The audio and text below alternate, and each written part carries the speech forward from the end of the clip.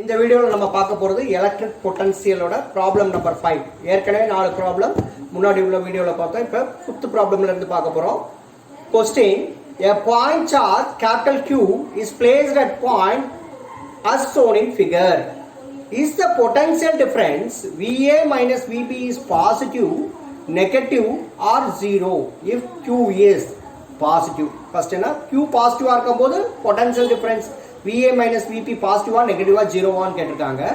Q நெகட்டிவா இருக்கும்போது VA minus VP பாசிட்டிவா நெகட்டிவா ஜீரோவான்னு கேட்டிருக்காங்க. டயக்ராம் கொடுத்துட்டாங்க. Origin O, point A, point B, charge எங்க வச்சிருக்காங்க? ஆரிஜின்ல வச்சிருக்காங்க. இப்போ சார்ஜ் பாசிட்டிவா இருந்தா potential difference VA minus VP பாசிட்டிவா நெகட்டிவா ஜீரோவா. அடுத்த क्वेश्चन என்ன கேட்டிருக்காங்க?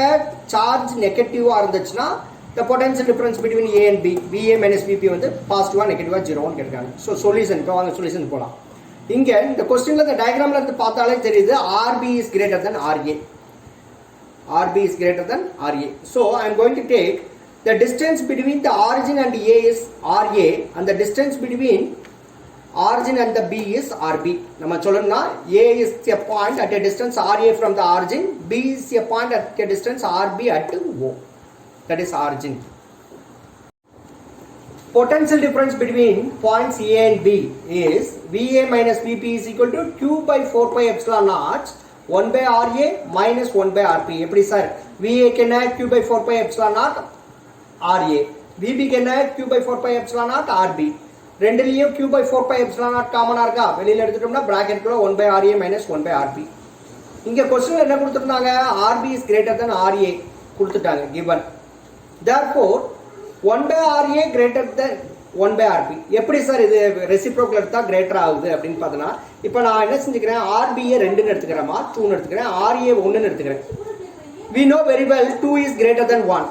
இப்போ ரெசிப்ரோக்கல் எடுத்துட்டோம்னா 1 by 2 இது 1 by 1.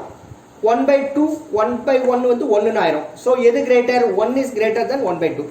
ஸோ இந்த வேல்யூவை ரெசிப்ரோக்கல் எடுத்துட்டோம்னா அப்படியே தலைகீழ ஆயிரும். So 1 by RA is greater than 1 by RB. புரிஞ்சுச்சா? RB greater than RA னா அதோட ரெசிப்ரோக்கல் எடுத்துட்டா என்ன ஆயிரும்? அப்படியே தலைகீழ சைன் மாறிடும். 1 by RA is greater than 1 by RB. அதுக்கு எக்ஸாம்பிள் தான் நான் 2 1 ன்னு எடுத்திருக்கேன். RB 2 ன்னு எடுத்துட்டேன், RA 1 ன்னு எடுத்துட்டேன். அதோட தலைகீழ எடுக்கும்போது 1 by 2 1. அப்படின்னா இப்போ எது கிரேட்டர் ஆயிடுது? 1 கிரேட்டர் ஆயிடுது. 1ங்கிறது என்னது?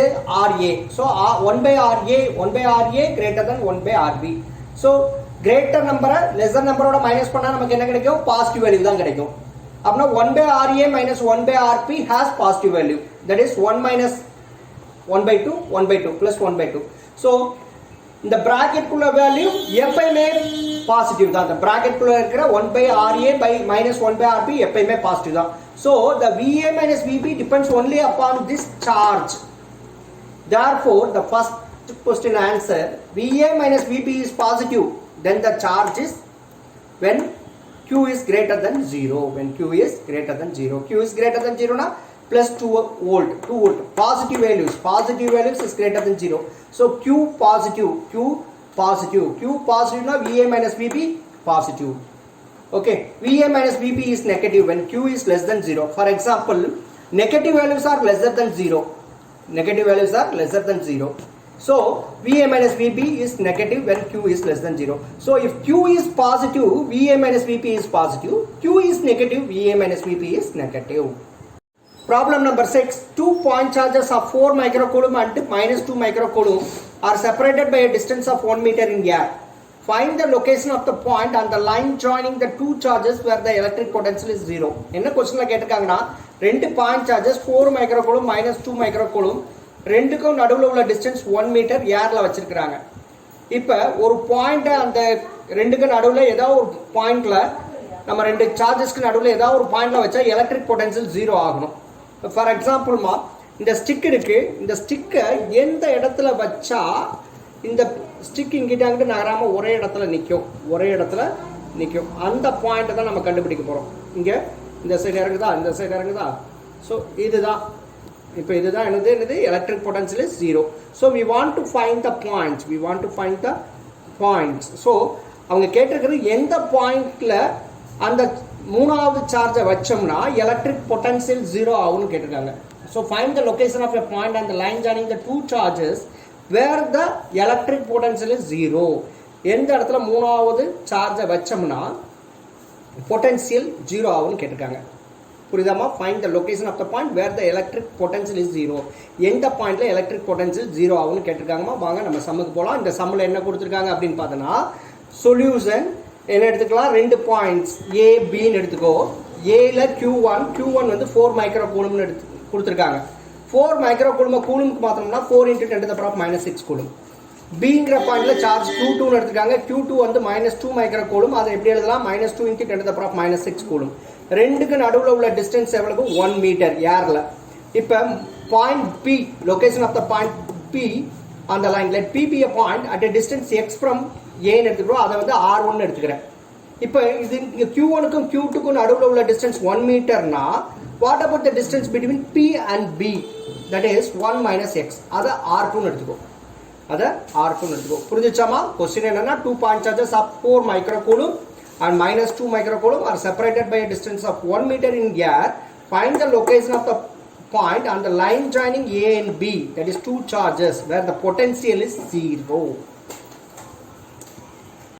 Electric potential எந்த இடத்துல 0 ஆகும் அப்படின்னு கேட்காங்க. Condition for electric potential is 0 அப்படின்னா Vp is equal to V1 plus V2 is equal to 0. The algebraic sum of the potential must be equal to 0. So what is the V1 formula? Q1/4πε0 R1. V2 oda formula Q2/4πε0 R2. So Q1/4πε0 R1 plus Q2/4πε0 R2 is equal to 0. இப்போ இந்த ரெண்டுலயும் 1/4πε0 காமனா எடுத்துட்டேன்னா bracket குள்ள என்ன வரும், Q1/x R1ங்கிறது x plus Q2/1 - x. டயகிராம்ல R2ங்கிறது 1 - x ன்னு எடுத்துக்கோம். That is equal to 0. சரி, இந்த 1/4πε0 அடுத்த சைடு போச்சுன்னா டிவிஷன் ஆகும். 0/1/4πε0 என்ன ஆயிரும், 0 ஆயிரும். So we will get Q1/x plus Q2/1 - x is equal to 0. இப்போ Q1 ஓட வேல்யூ क्वेश्चनல என்ன கொடுத்திருக்காங்க, 4 × 10⁻⁻6 by x. Q2 ஓட value -2 × 10⁻⁻6 divided by 1 - x, that is equal to 0. இப்போ இந்த -2 × 10⁻⁻6 divided by 1 - x அடுத்த சைடு கொண்டு போனோம்னா பிளஸ் ஆயிரும். So we will get 4 × 10⁻⁻6 by x is equal to 2 × 10⁻⁻6 divided by 1 - x. Here divide பண்ணோம்னா 1 2s are 2, 2 2s are 4, 10⁻⁻6 10⁻⁻6 cancel பண்ணிடலாம். Cancel பண்ணிட்டு cross multiply பண்ணோம்னா we will get 2 × 1 - x is equal to x. இப்போ இந்த 2 bracket குள்ள கொண்டு போய்ட்டோம்னா 2 × 1 2 minus 2 × x 2x is equal to x. This implies இந்த 2x அடுத்த சைடு கொண்டு போய்ட்டோம்னா plus 2x ஆயிரும். So 2x plus x is equal to 2. 2x plus x 3x. 3x is equal to 2. That is implies x is equal to 2/3. Therefore the electrostatic potential is 0 at a distance 2/3 meter from charge 4 microcoulomb between the two charges. அப்படினா என்ன செய்யணும், அந்த அந்த point P இருக்கு பாத்தீங்களா, அந்த point P எங்க வைக்கணும்னா அந்த பிளஸ் 4 மைக்ரோ கூலும்ல இருந்து 2/3 மீட்டர்ல வச்சோம்னா நமக்கு என்ன கிடைக்கும், எலக்ட்ரோஸ்டாட்டிக் பொட்டன்ஷியல் 0 ஆயிடுமா. 7th problem. A charge capital Q is distributed over two concentric hollow spheres of radii small r and capital R. Here the condition capital R must be greater than small r such that the surface densities are equal. Find the potential at the common center. Question என்ன கேட்டிருக்காங்க, ஒரு charge Q அது வந்து ரெண்டு concentric hollow ஸ்பேஸ்ல distribute ஆகுது. ஒரு hollow ஸ்பியரோட ரேடியஸ் ஸ்மால் ஆர், இன்னொரு ஹாலோ ஸ்பியரோட ரேடியஸ் கேபிட்டல் ஆர். கண்டிஷன் என்னன்னா the capital R must be greater than the small r such that the surface densities are equal னு கொடுத்திருக்காங்க. இங்க என்ன surface density எடுக்கணும், sigma are equal, that is sigma 1 is equal to sigma 2 are equal, that is equal னு கொடுத்திருக்காங்க. sigma 1 is equal to sigma 2. Find the potential at the common center. இப்போ என்ன கேட்டிருக்காங்க, அந்த காமன் சென்டர்ல பொட்டன்ஷியல் எவ்வளவுன்னு கேட்டிருக்காங்கம்மா. This is the question. Solution given. கொஸ்டின்ல என்ன கொடுத்திருக்காங்க, ரெண்டு ஹாலோ ஸ்பியர்ஸ். இது ஒரு ஹாலோ ஸ்பியர், இன்னொரு ஹாலோ ஸ்பியர். ஒரு ஹாலோ ஸ்பியரோட ரேடியஸ் ஸ்மால் ஆர், இன்னொரு ஹாலோ ஸ்பியரோட ரேடியஸ் கேபிட்டல் ஆர்னு கொடுத்திருக்காங்க. அதோட இன்னொரு கண்டிஷன் என்ன கொடுத்திருக்காங்க, capital R should be greater than r. ரெண்டோட சார்ஜஸும் கேபிட்டல் Q தான். அதனால நான் இதோட charge Q1 is equal to Q ன்னு எடுத்துக்கிறேன். இங்கேயும் Q2 is equal to Q ன்னு எடுத்துக்கிறோமா. இந்த ஸ்பியரோட சர்ஃபேஸ் சார்ஜ் டென்சிட்டி சிக்மா 1 ன்னு கொடுத்திருக்காங்க. அதே மாதிரி இந்த கேபிட்டல் R ஓட சர்ஃபேஸ் சார்ஜ் டென்சிட்டி சிக்மா 2 ன்னு எடுத்துக்கிறேன். கொஸ்டின்ல என்ன கொடுத்திருக்காங்க surface charge densities are equal, that is sigma 1 is equal to sigma 2 ma. We know surface charge density is defined as charge per unit area, that is sigma is equal to q by a, and also we know surface area of a sphere is 4 pi r squared. So இந்த உள்ள sphere க்கு formula என்ன ஆயிரும் q1 by 4 pi r squared ஆயிரும் small r radius. இந்த வெளியில உள்ள sphere க்கு q2 by 4 pi capital R squared மா. புரிஞ்சுச்சா? இப்போ நமக்கு தேவை q1 by q2. So q1 by q2 is equal to 4 pi small r squared by 4 pi capital R squared. 4 pi cancel பண்ணோம்னா we will get the ratio of q1 and q2, that is q1 by q2 is equal to small r squared by capital R squared. That is charge on them is distributed in above ratio. இந்த charge எப்படி distribute ஆகும் இந்த above ratio படி distribute ஆகும். இங்க q1 ங்கிறது value என்னன்னா small r squared by r squared plus r squared into q மா. எப்படின்னு பார்த்தோம்னா வீட்ல ஒரு ரெண்டு பேர் இருக்காங்க அப்படின்னா உனக்கு எவ்வளவு பங்கு வரும்னா இப்போ உங்க அண்ணனுக்கு உனக்கு ரெண்டு பேத்தையும் கூட்டத்துல உனக்கு எவ்வளவு பங்கு உங்க அண்ணனுக்கு உள்ளது உனக்கு உள்ளதையும் கூட்டி அதுல ஒரு பங்கு உனக்கு. அப்படின்னா இங்க ஸ்மால் r ஸ்கொயர்ட் ஓட இது என்ன அப்படினு பார்த்தா q1 ஓட வேல்யூ பார்த்தீங்கன்னா r squared by r squared plus r squared into capital Q மா. அதே இது q2 உங்க அண்ணனோட பங்குன்னு பார்த்துட்டோம்னா capital R squared by R squared plus R squared into Q. So Q2 is equal to capital R squared by R squared plus R squared into Q. Therefore the potential at the center, that is V is equal to potential due to Q1 plus potential due to Q2. ஏற்கனவே நம்ம superposition principle வச்சு பார்த்ததுதான். So V is equal to V1 plus V2. இப்போ V1 ஓட value என்னன்னு நமக்கு தெரியும் 1 by 4 pi epsilon naught Q1 by R plus 1 by 4 pi epsilon naught Q2 by capital R. இப்போ இந்த ரெண்டுல எது காமனா இருக்கு 1 by 4 pi epsilon naught காமனா இருக்கு. bracket குள்ள என்ன வந்துரும் q1 by small r plus q2 by capital R. q1 value என்ன r squared q by r squared plus r squared into இந்த r 1 by r plus q2 ஓட value என்ன capital R squared by r squared plus r squared into q into 1 by capital R. So இந்த denominatorல உள்ள small r உம் capital numeratorல உள்ள small r cancel ஆயிரும். இங்க denominatorல உள்ள capital r உம் numeratorல உள்ள capital R கேன்சல் ஆயிரும். இங்க small letterல உள்ள இங்க denominatorல உள்ள small r இங்க numeratorல உள்ள small r கேன்சல் ஆயிரும். இங்க denominatorல உள்ள capital r numeratorல உள்ள capital R கேன்சல் ஆயிடுச்சுனா we will get potential at center V is equal to q by 4 pi epsilon naught small r plus capital R divided by small r squared plus capital R squared. So this is the potential at the common center. Problem number 8. Two spherical metal shells with different radii, that is small r and capital R, are far apart, ரொம்ப தள்ளி இருக்கு, and connected by a thin conducting wire. A charge capital Q is placed on one of them. The charge redistributed so that the same is on each charge. How much charge is on the sphere with radius r னு கேட்டாங்க. क्वेश्चनல என்ன கேட்டிருக்காங்கன்னா ரெண்டு spherical metal cells கொடுத்திருக்காங்கமா. ஒரு metal செல்லோட radius small r னு கொடுத்திருக்காங்க, இன்னொரு இது கேபிட்டல் r னு கொடுத்திருக்காங்க. ரெண்டையும் விலக்கி வச்சிட்டு அதை என்ன செஞ்சிராங்க ஒரு வயரை வச்சு கனெக்ட் பண்ணிராங்கமா. இப்போ ஒரு சார்ஜ் ஒரு செல்ல Qங்கற சார்ஜை கொடுத்துட்டு அப்பனா அந்த சார்ஜ் என்ன ஆகும் கண்டக்டர் வழியா என்ன செய்யும் அப்படியே ரீடிஸ்ட்ரிபியூட் ஆகும். ரீடிஸ்ட்ரிபியூட் ஆச்சுனா ரெண்டு செல்லிலயும் ஒரே சார்ஜ் வர்ற வரைக்கும் அது ரீடிஸ்ட்ரிபியூட் ஆகுங்கறாங்க. அப்பனா எவ்வளவு சார்ஜ் வந்து இந்த ரேடியஸ் r ல இருக்கும்னு கேக்குறாங்கமா. இந்த ரேடியஸ் r ஸ்மால் r இருக்கிற ஸ்பெரிக்கல் செல்ல எவ்வளவு சார்ஜ் இருக்கும்னு இந்த क्वेश्चनல கேக்குறாங்க. வாங்க ஆன்சர் போலாம். Solution given. क्वेश्चनல என்ன கொடுத்திருக்காங்க ரெண்டு metal Spears radius small r and capital R. So என்ன எடுத்துக்கிறேன் ஒரு ஸ்மால் மெட்டல் ஸ்பியர் அதோட ரேடியஸ் small r னு எடுத்துக்கிறேன். ஒரு அதோட கொஞ்சம் பெரிய மெட்டல் ஸ்பியர்ஸ் அதோட ரேடியஸ் கேபிட்டல் R னு எடுத்துக்கிறேன். ரெண்டையும் பிரிச்சு ஒரு கனெக்டிங் வயரோட கனெக்ட் பண்ணிடுறோம். ஒரு வயர் மூலமா கனெக்ட் பண்ணிடுறோம். இங்க Vங்கிறது electric potential of a spherical cell னு எடுத்துக்கிறோம். Qங்கிறது எலக்ட்ரிக் சார்ஜ் னு எடுத்துக்கிறோம். small r capital R ங்கிறது radius of the two metal space னு எடுத்துட்டேனா what is the electric potential of a spherical cell? We know V is equal to q by 4 pi epsilon naught r.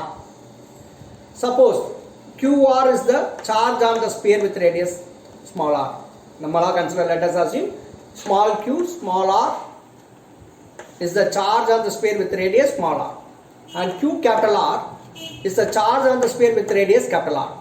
Question என்ன கொடுத்திருக்காங்க the charge is redistributed till the potential is same, that is V small r is equal to V capital R, that is potential at the spherical cell with radius small r is equal to the potential at the cell at radius with radius capital R. We know the formula V is equal to Q by R. So QR by R is equal to Q capital R by capital R.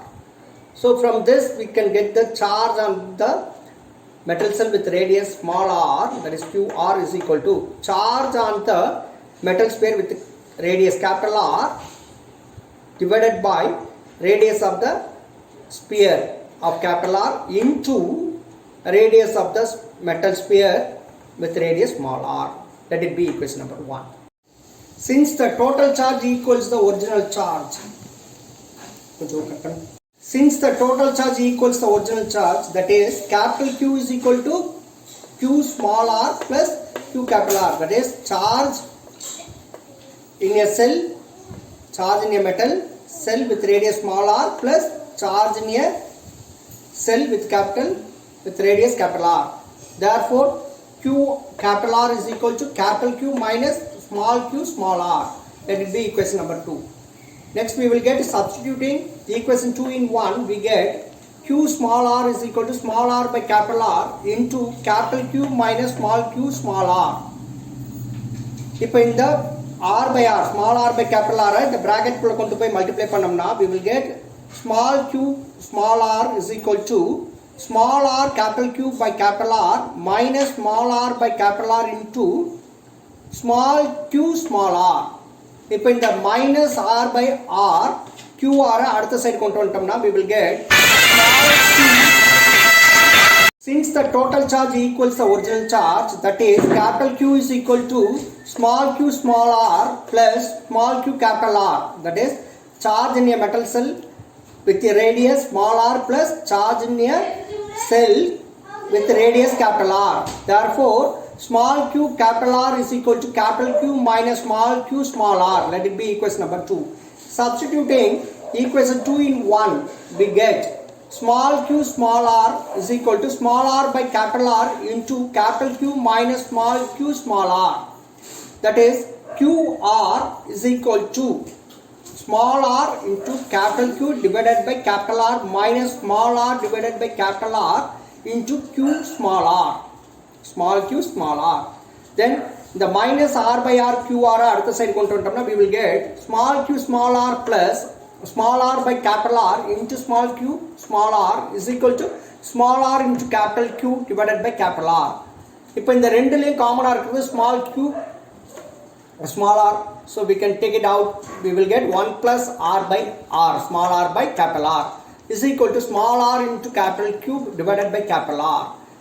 Our aim to calculate, நம்மளோட aim என்னன்னா small q small r, that is the charge at a metal sphere with radius small r, that is equal to r small r into capital Q divided by the 1 plus r by r அடுத்த side போச்சுனா டிவிஷனா மாறிடும். So capital R into 1 plus small r divided by capital R. Then இந்த bracket குள்ள இருக்கிறதுல LCM எடுத்தோம்னா we will get capital R is the LCM, so we will get r plus capital R plus small r divided by capital R. So numeratorல உள்ள capital R small denominatorல உள்ள capital R cancel ஆயிடும். cancel ஆயிடுச்சுனா we will get the charge in a metal cell with radius small r is equal to small r into capital Q divided by capital R plus small r. Yes, small r is radius of a small sphere, small metal cell, and Q is the total charge and capital R is the radius of the big metal cell plus r. Small r is the radius of the small metal cell. So our answer QR is equal to RQ by R plus R.